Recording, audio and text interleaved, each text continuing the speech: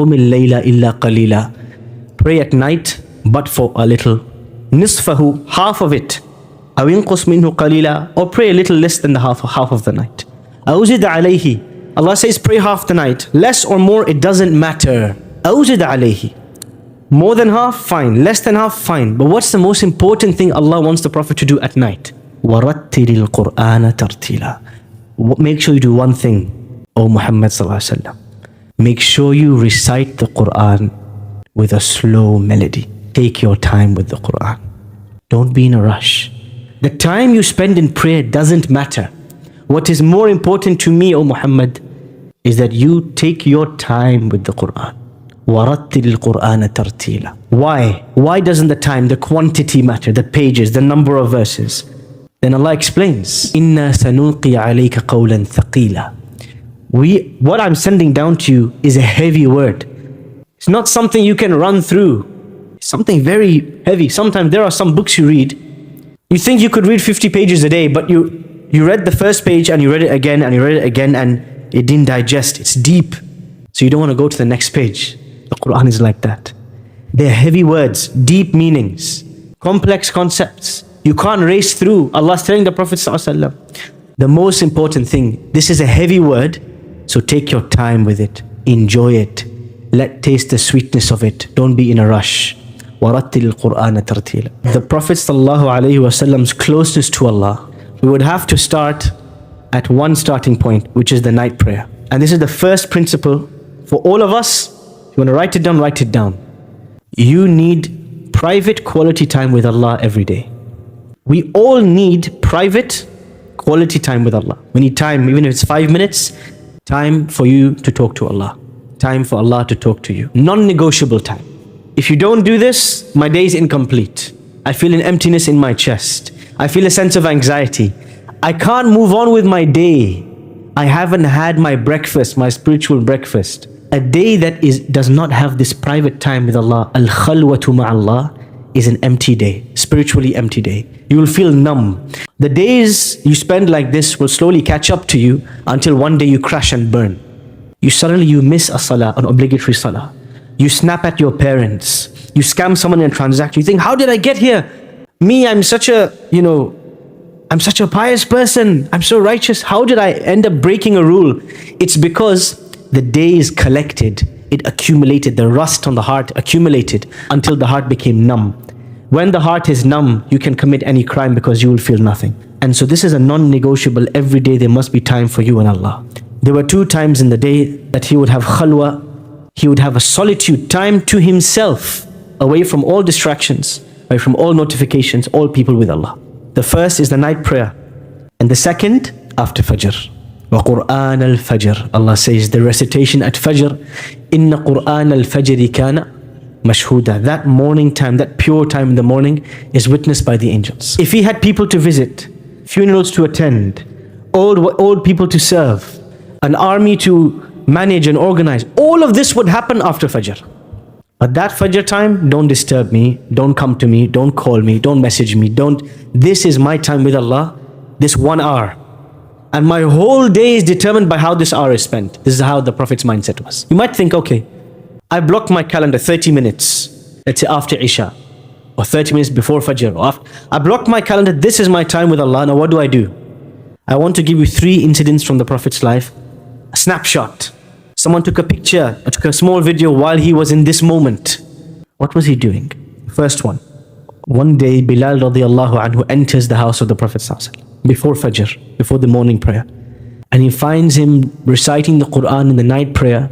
He finds that he's crying so much, it's like someone poured a bucket of water on his head. And after the salah, he asks him, O Prophet of Allah, what led you to cry so much? I've never seen you sob this much before. The Prophet ﷺ says to him, do you know, Bilal, what Allah revealed to me tonight? Allah revealed to me verses from Surah Ali Imran. Inna fi khalqis samawati wal ard. In the creation of the heavens and the earth. وَاخْتِلَافِ اللَّيْلِ وَالنَّهَارِ. And in the alternation of night and day. لَآيَاتٍ لِأُولِي الْأَلْبَابِ. There are signs for people who think. These verses, the Prophet ﷺ did not race through them. He spent time with them. He contemplated them until they moved him to tears, until the tears took over his body. This moment is recorded until the end of time. It will be a timeless memory, that it is not about how many pages you recited, but it is about how many tears you shed. It is not about how quickly you finished, but it is about how deeply the impact was felt of those verses. The second incident, and perhaps the most impactful incident in this context here, of the night prayer of the Prophet ﷺ. Aisha radiallahu anha tells us, one night the Prophet ﷺ recited one ayah again and again and again and again the entire night. Imagine now night Isha comes in at 8, and imagine Fajr is at 5, and imagine for 8 hours he stood reciting one ayah. I challenge you to try it for 20 minutes, you'll get bored. What kind of a person does he need to be to enjoy one ayah for 8 hours?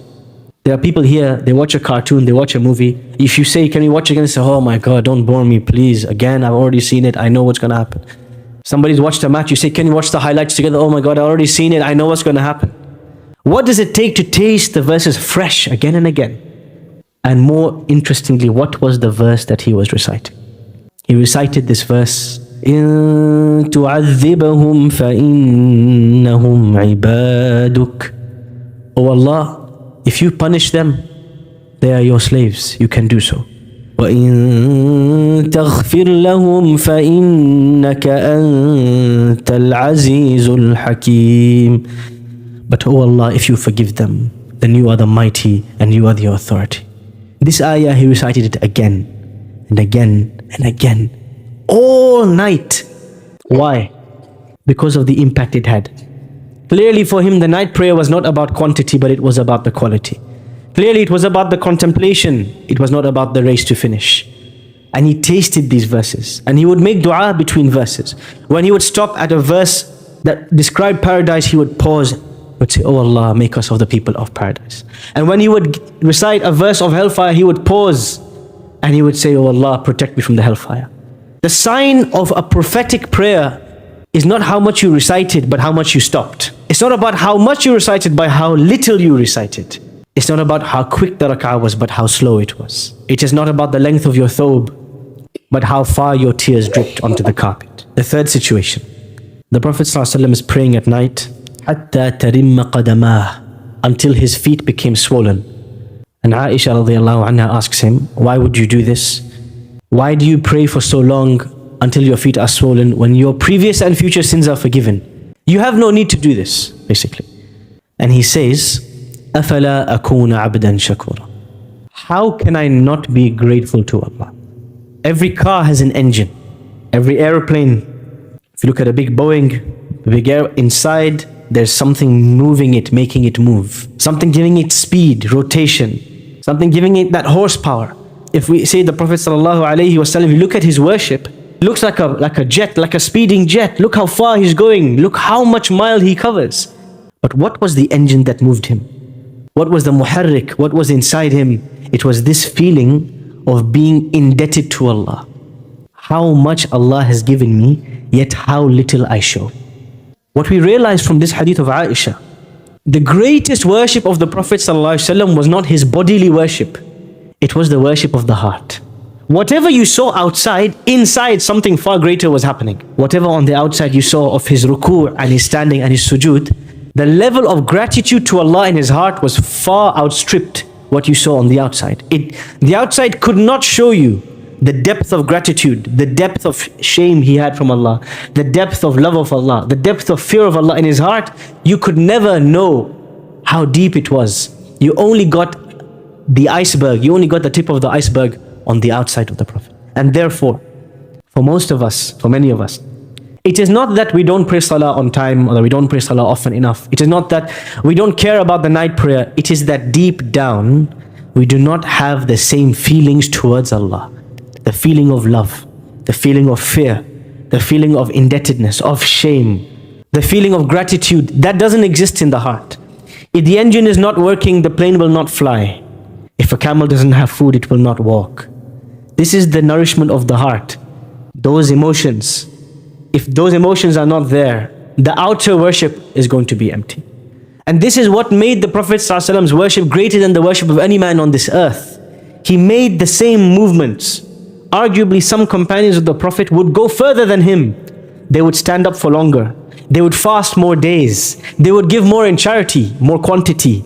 But they could never match the depth of feeling in his heart.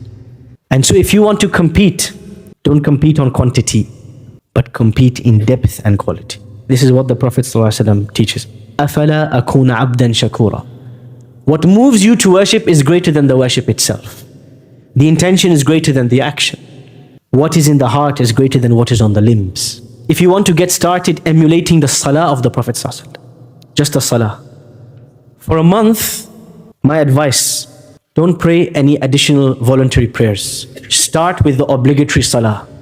Pray it early, pray it on time, take your time. 10 minutes, 15 minutes. Lunch break at work, maybe you get 30 minutes for lunch, 45 minutes for lunch, 10 minutes, 15 minutes, salah. Book a room, find a place, find a corner. Get rid of the distractions. Make this the most important part of your day. Try doing this for a month, just focusing on the 5 daily prayers, no more, no less. When you get to this level, then you add a new habit, the 12 sunan. The Prophet ﷺ in some narrations 12, some narrations 14 sunan. Sunnah, voluntary prayers that he would pray every single day.